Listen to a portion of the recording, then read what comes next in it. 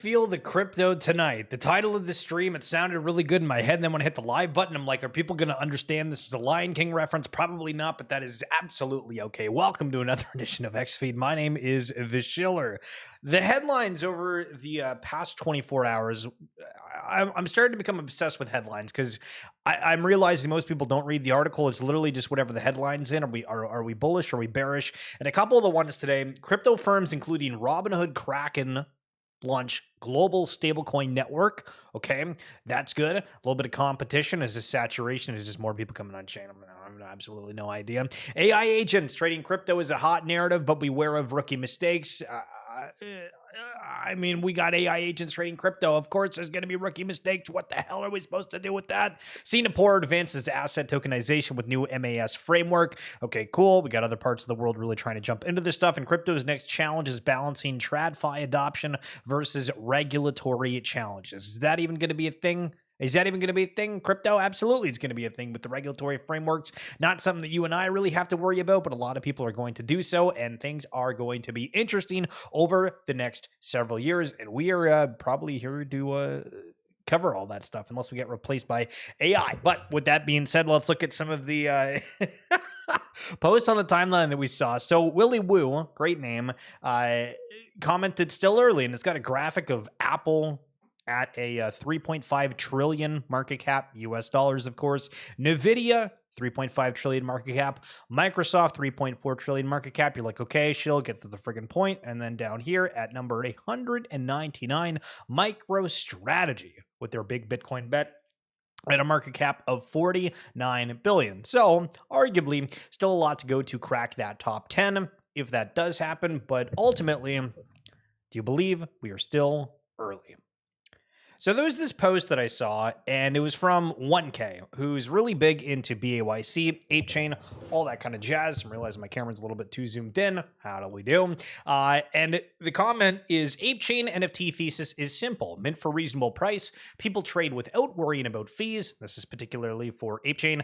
Good NFTs find a community, including new holders that didn't want to mint $200 US NFTs on ETH while paying $50 USD in gas. 8chain making NFTs fun like trading cards. And so I kind of agree with the thought process overall is that we definitely needed more lower cost of entry for people that just like the collectible space in a general. But we also have kind of a mix within this where the waters are getting a little muddy, where there is a lot of people that are just waiting to launch whatever, whenever is convenient. And we've tried illustrating that somewhat on some of the collections. It just seemed like, why are we dropping companion collections literally as soon as they come out? But Guillotine saying throwing it back to say Q1 of 2024.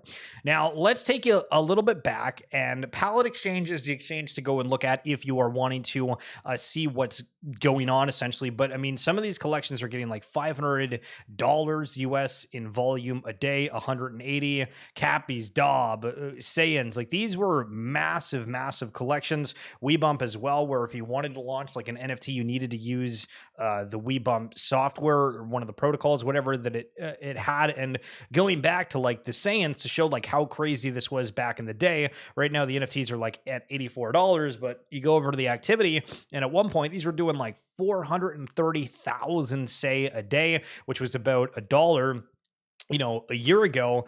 And I mean, so that's like $100,000 in volume a day. People were really excited about that, but it was kind of one of those like things that just didn't end up surviving. I don't really know why. I mean, you look at today and some of the collections have like a volume of 465, says at like 30 cents. So I don't even know if that's cracking $1, but the Daub's going for $40. WeBump, again, that massive collection at one point, 288,000, 47,000 say, and then now we are looking at like 630 say a day. I mean, they are selling still at $200, but it was very interesting to see the hype up and attention that it got for seemingly a very short period. And this is the price chart of say. We're going back to basically at the very end of December. You can see that it just rocketed from like 23 cents all the way up to basically $1 over that span, and then it's kind of come down a little bit. And it's weird where we kind of saw the same thing with ApeCoin on that first day. It like completely rocketed the price of it, and then it kind of leveled out pretty substantially. And that, I mean, I don't know if that's going to be the same thing with Ape Chain or not, but just reflecting on Say, there's a lot we can reflect on. And then over on Ethlings, if you remember this collection from way back in the day, and I made this post back in June, but the last buy was 4 months ago. These things used to go because there was all this conversation around them having this like revolutionary system with the traits, all this other stuff. People on the timeline were talking about it. Now they're going for $3. Now, codas are something that are supposed to be one of the top things within the other side ecosystem within Yuga. And there's a couple of whales out there that are out there purchasing these and going to look right now. The floor price for a coda is 0.84 ETH, otherwise $2,000. But similarly, this was another collection that had insane heights at a different point in time a little bit earlier, where one time there was 194 sales in a single day with the average price of about 5 ETH. I feel like we're still waiting to see what exactly codas are, because they were used mainly for the Legends of Mara game, which ended up getting sold off to Faraway, which I haven't really heard many updates on that game itself, but people are still speculating that if Other Side is very successful, well, we want the mega codas, we want all the codas, we want the does. So interesting to see how that loops around. Now, continuing the topic of like a little bit of shady business going on in the space, or things not being as they seem, Whale.mocha highlighting that there was a collection on Base called Base Zuki, which of course is a carbon copy of what Azuki's doing, so you know it's going to go horrible to begin with. But another crazy day in NFT land with an NFT project called Base Zuki doing 1.43 million in fake 24-hour volume by selling back and forth between the same two wallets, possibly laundering money or trying to get unsuspecting buyers to buy. This is the thing, right? New people take an interest within the space. They see things and are just like, oh, this is like Azuki. This could be similar. Are people going to like this? Like they have other side companion collections. You're like, how the hell are people supposed to know when things are good or things are bad in a collection? Nate highlighting that winter is coming, and Pudgy Penguins is doing an event for DevCon in Bangkok. And this is kind of cool. I mean, imagine going through an airport, terminals, MapleStory, second Pioneer test is soon. MapleStory Universe X Pudgy Penguins. I don't really know much about MapleStory, but we do have an article that's breaking it down in just a little bit. But seeing that out there, I think it's kind of cool. Now, yesterday, one of the news that we didn't end up covering, and I think this happened a little bit, actually, no, it was earlier in the morning, but we did a pretty early stream. I think this announcement happened as soon as we ended the stream yesterday, and they're having a new OpenSea in December of this year. So all this conversation around right after the election, are things going to get spicy within crypto land? Well, it does seem like a lot of these big players are waiting to launch things in the later half of Q4 here, and OpenSea also highlighting some leaderboards. So the question is, what does this look like if OpenSea, Magic Eden, Abstract, and all these other newer chains are dropping tokens for people? Seed phrase, are we getting an OpenSea token in time for 2025 bull? If so, you are not prepared for what's next. Ultimate question being, do those who get this airdrop go into crypto? Do they hold it? Do they buy NFTs? Because if the liquidity rushes to NFTs, does it go to newer ones? Does it go to older ones? That is the question. The attention game is going to be high. And Pranks is saying, if this isn't retrospectively measured, we riot. I mean, think of all the crazy bidding we've done over the previous years. If it's not retrospective, I agree, we riot.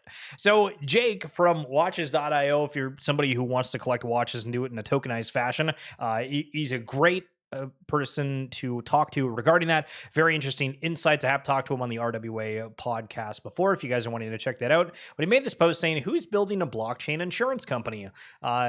Like typing in the wrong wallet and losing the funds. And for anybody that's watched the channel for a while, one of my big bets a while ago was this decentralized insurance protocol. Ended up now being called like DIN for like decentralized insurance, DEIN. It was Bridge Mutual before, but we haven't really heard much about the insurance aspect of the blockchain, but I still think it's a massive, massive, massive industry if somebody's able to figure that out. I don't really know how, because I mean, there's so many, like, I mean, how many people would pay ample amounts to get this done? Do we need to change the way the crypto transactions are done, where it's kind of like a double verification, kind of like a multi-sig wallet? Maybe. Maybe, but good question to ask nonetheless. And speaking of RWA segments, this morning we did have a collectibles spotlight that was on Spirits, talking with Svi Wiesel from Baxis. If you guys are wanting to listen back to that, it was a great spaces and a ton of insights. It's not really like shilling anything, it's just giving you insights on why people are collecting different assets. And that one was specifically focused on spirits, if you're into spirits, alcohol, whiskey, etc. So Campbell here, kind of with the trolley post, but it is something we can kind of reflect on. If you're mad about macro NFT conditions as the current meta is dominated by Shiza coins, please read this. You should take out all your anger on marketing and community leads for your favorite projects.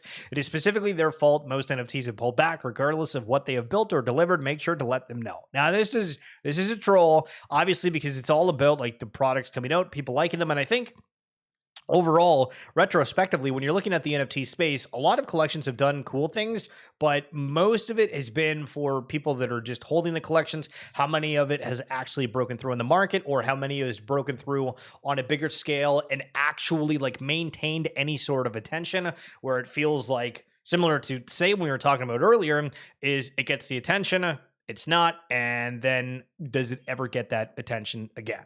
And I feel everything within the Web3 space has been hindered from that as a whole. So Vader Research is one of my favorite follows in the space, and they really give you a breakdown of what people are doing. And so if you are a part of a newer ecosystem that has launched a token, this one is kind of, I guess, geared towards you, so you know, behind the scenes. There are two main token launch options for teams that couldn't make it to Binance. One, launch on a tier 3 centralized exchange, which is like Bybit.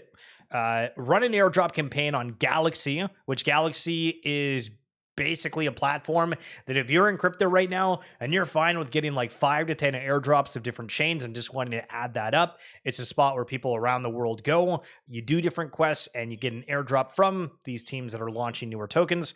Allocate 2 to 5% to Parasite airdrop farmers. Allocate a fee percent to tier 3 centralized exchanges. Low float, high fully diluted value. Spend $1 million in fees for listing and engage with mercenary key opinion leaders. It's funny that most people, I feel like there was an enjoyment around content creators and stuff for a while, but then a lot of it kind of turned predatory, or people just don't connect the same way, because now KOL is like used in a very derogatory way for the most part, where there's still people out there that are trying to do things, giving different opinions, but depending on if they're showing your bag or not, people have these hot takes around them.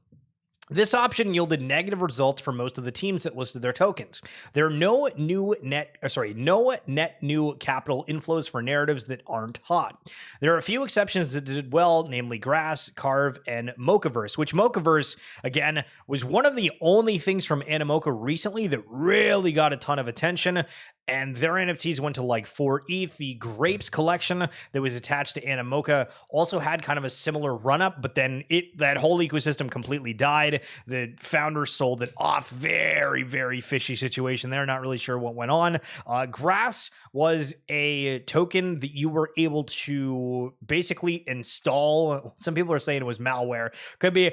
I'm not educated enough to give a comment on that, but basically anytime that you are running your computer, you could use up your access internet and it would give you these points for this Grass airdrop. And I have no idea what Carve V is, but both Grass and Carve V are fundamentally overvalued in my honest opinion. Check DAI episode with Ocean Protocol co-founder if you want to learn more about decentralized data. So then the second option, if you didn't get on Binance, was unlock all non-team tokens at token generating event. Let whoever wants to sell. Start with a low fully diluted value, allow public to be early, build a grassroots community, get listed on centralized exchanges later, or alternatively do a fair launch. Xborg is one that comes to mind immediately. The second is Luna.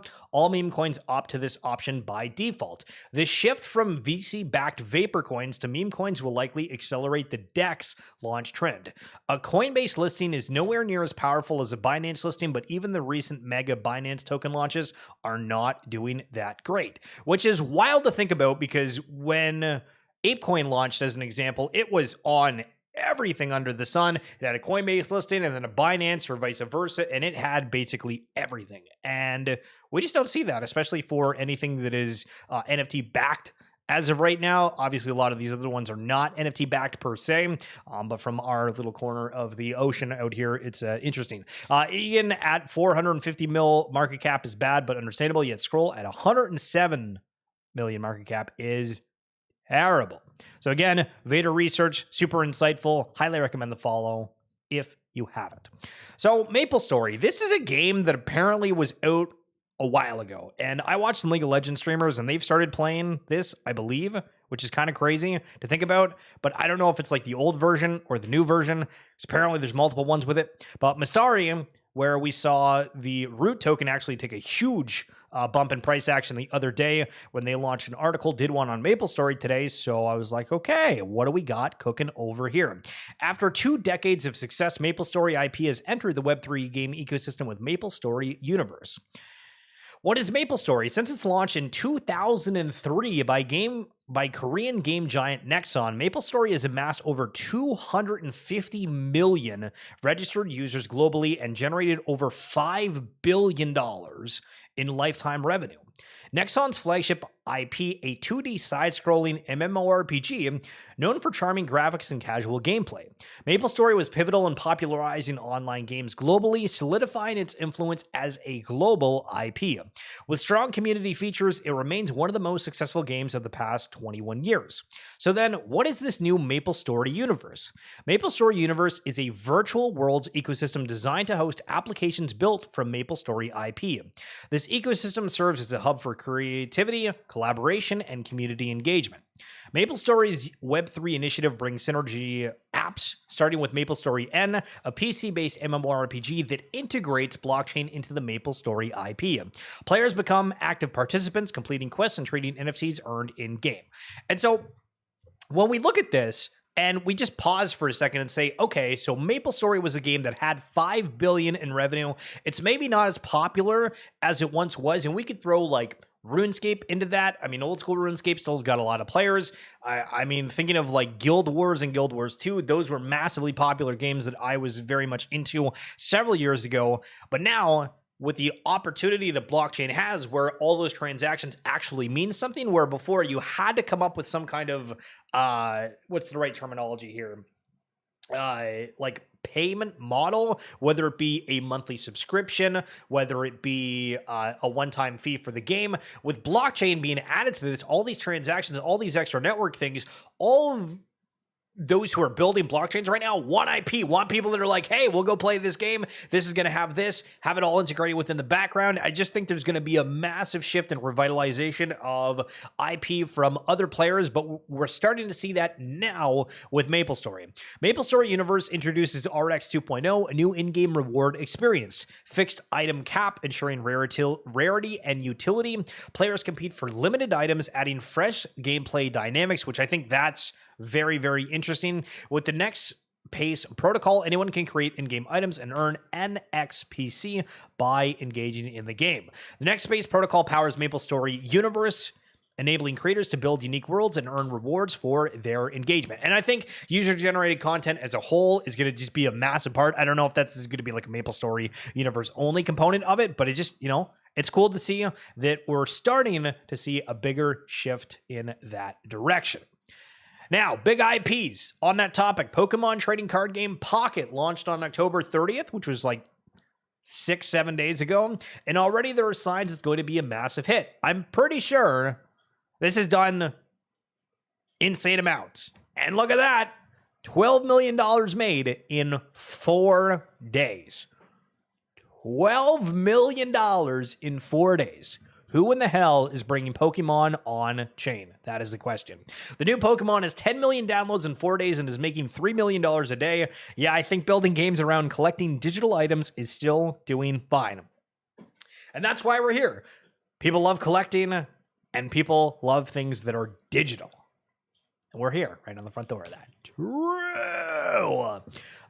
Now, on the topic of IP, because we're continuing that trend, Weta Workshop is the studio that's behind a lot of the early Lord of the Rings movies and their costuming, their outfits, the extra designs on it, and they just, I guess they've recreated the pipes that Aragorn, Gimli, and Sauron had within that trilogy, but now you can like buy the collectible. And so let's actually look and see how much these cost. So it's $100 US. If you want to get a pipe that I don't know if you could actually like smoke out of it, so there might not actually be any kind of utility there. They have the gloves of Gandalf the Grey for $800, Gandalf hat for $50. 50's not too bad. The One Ring for $100. Listen, we might have to go make some purchases a little bit later. But just think of all the IP we have right now within the Web3 space. And whether it be a show, whether it be just like a short series that they have, we're going to see stuff like this from all of them at some point if it ends up being a massive success. Because they want that money. Snazzy has spent like $200 on Pokemon. Holy smoke. The IP needs to gain mindshare, though. True. So it's not all of them, but it's going to be some of them. And one of them might be Pudgy Penguin. So one of the exchanges is added crypto. I've been following Dean from WonderFi. And WonderFi is this basically big giant that's been going around and purchasing a lot of different exchanges. And BitBuy is one of the Canadian exchanges. And I followed them like a long time ago. And I noticed this yesterday and I was like, what in the hell? So BitBuy heart Pudgy Penguins. As a longtime Pudgy holder, I'm excited to share that BitBuy has launched an exclusive $75 welcome offer to fellow Penguins in Canada. Community is at our core, and it's only right that we help support one of the industry's best communities. So the question with this is like, one, is this like retroactive for people that are already on the platform? Two, does this mean that we are going to start seeing other notable NFT collections getting partnered with different exchanges? I'm trying to think of like Coinbase, Binance. Do they have any of these bigger players that they're offering any kind of incentive to? Is this just marketing tactics? What's going on? And out come Pudgy Penguins are getting everything. What's going on, Brumalazzi? Unbelievable. Now, as I say that as a Bored Ape holder, Abstract, the chain for Pudgy Penguins, had this announcement, which I thought was kind of interesting. Welcome to Abstract Bored Ape Yacht Club. Okay, so I'm thinking, yeah, they're having apes on Abstract, but like in what fashion? All Bored Ape and Mutant Ape holders will be granted the elite Chad role in the Abstract chain Discord. Okay, now listen, you're giving me a Discord role. What do we do in Brumalazzi? Unbelievable. Now so they did something cool where there's a lot of like notable apes within where I think this is like Menace to Society. This is Dilly Dilly. I'm not sure about these ones. If you're watching the stream, apologies. But with that said, everybody's wanting to get the attention of people that are within the space, right? Like I'm a Bored Ape holder, so I'm like, okay, they're calling my name out. We got one of the Canadian exchanges is like, hey, Pudgy Penguins. I'm not a Pudgy Penguin holder, but still, either way, all these collections are still gaining notoriety that we had the questions before. Are they going to stay prevalent? So 2 posts. Caveat being, founders are starting to be a little bit more bullish. So Zed from Magic Eden saying, if we execute well, I believe Magic Eden can be bigger than any of the centralized exchanges today. All right, so they think Magic Eden is going to be bigger than Binance and Coinbase. Just keep that in the back of your mind. We'll revisit this in a year. Magic Eden is going to accelerate this version of the world, the token. It is a big ambition to realize that we are working to rapidly expand towards trading of any token beyond NFTs. NFTs were the first major explosion of long-tail assets that centralized exchanges failed to support successfully. This will keep happening. Meme coins are the second. I believe Bitcoin native assets will be the third. Crypto is quickly moving to trillions of small mid-cap assets. All will be supported as first-class citizens on Magic Eden. The race for blockchain dominance begins, or at least apps used. Because Magic Eden isn't a blockchain. But they're trying to connect everything. True! And then Frank Wilder from Wilder World. I don't think people are ready for what's coming in Wilder World.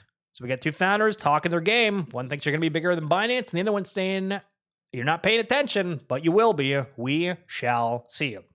So NFTevening.com, you want news? There you go. There's a site for it. Their article, Why Web3 Gaming Could Revitalize NFTs in 2025. Okay, we've been saying that forever. Still waiting for big games that collectively everybody is a part of. So let's read 2 of the points right here. The current state of NFTs in Web3 gaming. NFTs faced a steep decline from their peak. Thanks tips. With sales volume dropping 42% in June 2024 compared to the previous month. Kind of feels like a nothing burger, personally. Despite this downturn, the underlying technology and concept remain relevant, with experts predicting a maturation of the market beyond initial hype. How are we talking about initial hype in 2024? Are you kidding me? We're way past that, Brumaski. Simultaneously, the Web3 gaming sector has been growing steadily. Projections indicate that the Web3 gaming market could reach 104.5 billion by 2030. So let me get this right.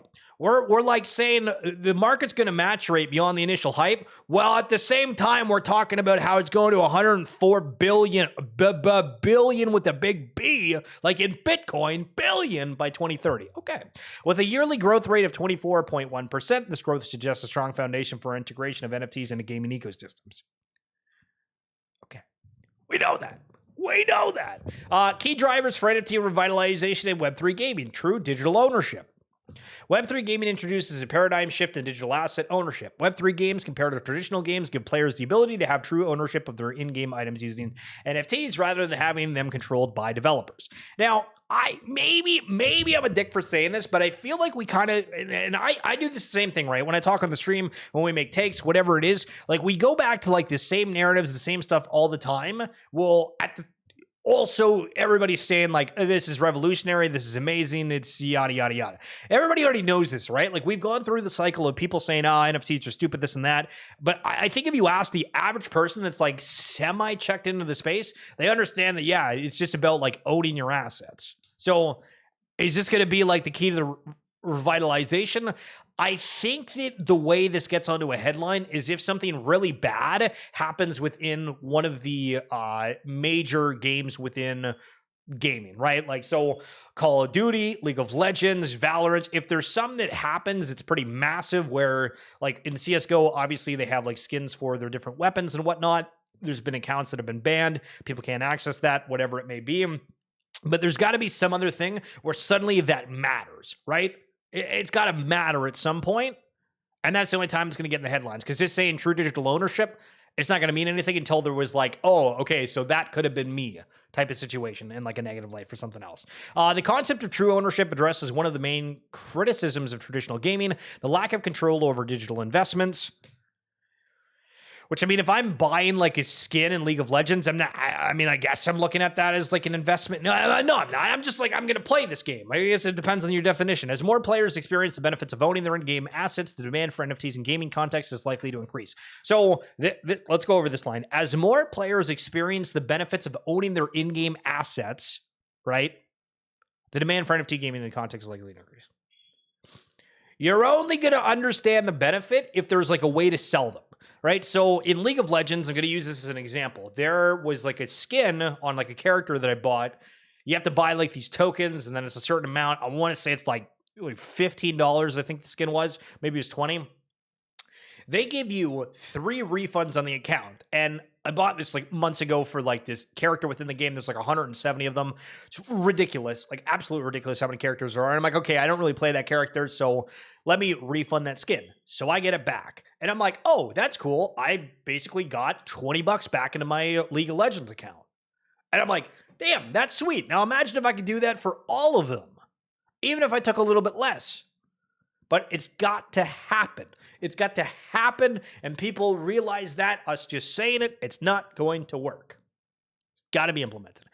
Companies without a crypto wallet will be left behind. So this is a article on Cointelegraph, and I think this is a phenomenal headline when you really think about it, right? Companies without a crypto wallet will be left behind. We're at a point now where there's all these chains that are doing everything. We're having interoperable avatars. We're having everybody trying to be interoperable with each other. People building out their own ecosystems, having their own networks, trying to get players. And there's different incentive models that are popping up as well. Now, it's not as prevalent where like the Starbucks utility program, that was something that was done on a mainstream scale that went over very, very well at a certain point of time. But all these companies, when we talk about crypto, blockchain, this excitement, this new way, this digital experience. Like a Pokemon launched that pocket game with blockchain accessibility, and people had a wallet, they'd be like, oh, that's cool. But what if they don't have that? They need to have integration within these things, and who's the ones that are going to bring in these other players to have the functionality as this world opens up, as we're getting more integrated, as we're getting more transparent, as crypto blockchain adoption continues and continues and continues and continues and continues and continues and continues. Well, we'll be here to cover it.